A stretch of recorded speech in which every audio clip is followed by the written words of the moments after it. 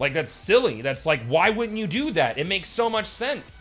The Vex, even from a story standpoint, it makes sense because you see the Vex, they're all about the the infinite probabilities of the world.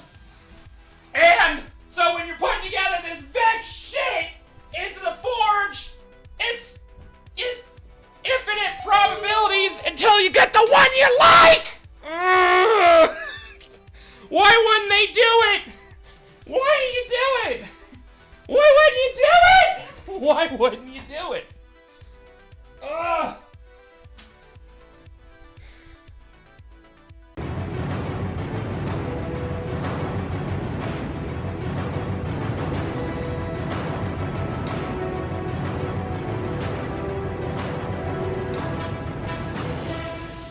Guardians, privileged ones, hello and welcome back to the channel for another Destiny 2 episode. Today we're in reference to the video clip you just witnessed of King Gothalion himself, the big Twitch streamer of Destiny 2. He freaked out about the game. He freaked out about a specific topic, but it kind of reflected over one of the topics I was thinking about, so I thought I'd bring up that topic, talk about it, and bring up a couple of more topics because there's a lot of content creators right now on the game subject for Destiny 2 making a lot of fuss about the game. And including myself, I have a couple of things I'd like to discuss. So I'm going to discuss it in a little bit better fashion than what King Gothalion did. He freaked out a bit, but that's okay. We all have our freakouts, and it's literally understandable. Really quick in this video, I'd like to announce 1,000 silver on the screen I'm giving away. You can enter in by being subscribed, showing your support, like the video, and leaving comments down below.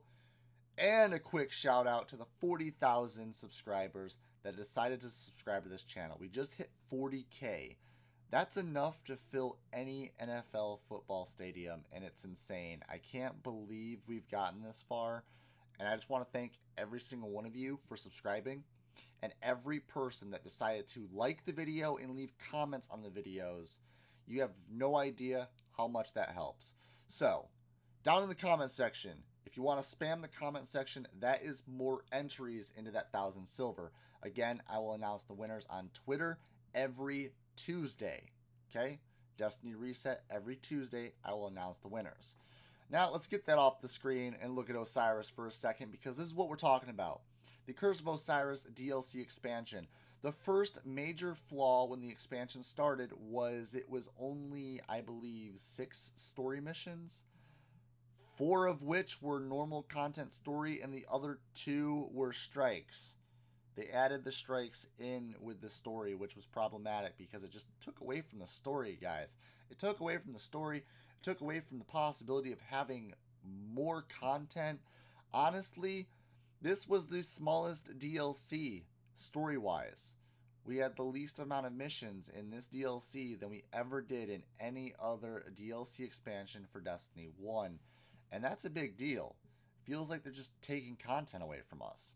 On top of that, it was a $20 expansion, and if you bought the season pass, it was $30. So you got to save $10 on the next expansion.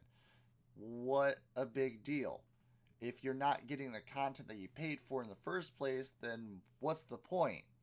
On top of that, another huge problem was a lot of the stuff available in the base game was being paywalled.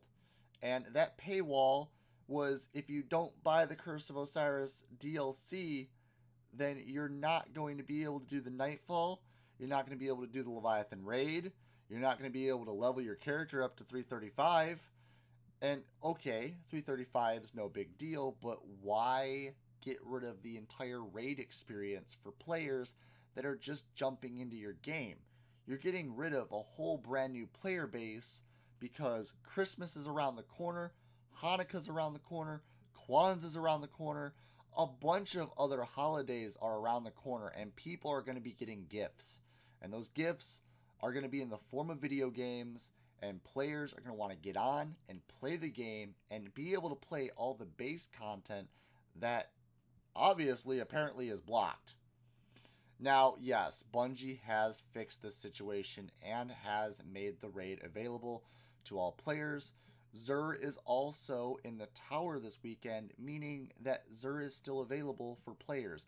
He is not going to show up on Mercury because it is apparently, from what Bungie said, quotation marks, too bright on Mercury for Xur, which, I mean, Mercury is a really bright planet, makes sense. I mean, you're coming up with an excuse why Xur will not appear on Mercury, even though Mercury was going to be the flashpoint for this week, and it is. Now, another thing, really quick on King Gothalion's note. King Gothalion freaked out about the Curse of Osiris DLC expansion and Forged Weapons. Forged Weapons are the Vex weapons. Are on the screen now, at least one of them. And you get these by going and talking to Brother Vance, getting a prophecy tablet, completing that prophecy tablet by going through and getting some materials, and then putting the prophecy tablet into the computer terminal that has Vex technology linked to it, and you get a weapon. It's not randomly generated. It's not luck-based RNG grind. No, you actually just earn the weapon outright, and you know exactly what weapon you're getting from what tablet you had. They're based on numbers on the tablets. There's tablets 1 through 10, and you're getting one of the 10 weapons based on the number. And that was a problem, because the lore behind the Vex is they are all about random possibilities, random generation, and they're all about time travel and random sequences, changing time, affecting reality, trying to alter everything. Why the hell wouldn't you add random generation to the weapons in the Forge? This also opens up the ability for players to farm the Forge continuously, because once all 10 Forge weapons are acquired, you can't use the Forge anymore. It's literally pointless. I mean, yes, no player has actually obtained all the weapons yet, but once they're all obtained, the Forge is pointless. It's there as a symbol of accomplishment, yes, but there's no challenge, no drive, no reason to do the Forge anymore because there's no more prophecy tablets. Yeah, they're actually just gone. Okay? We used them, put them in the Forge, we got our weapons.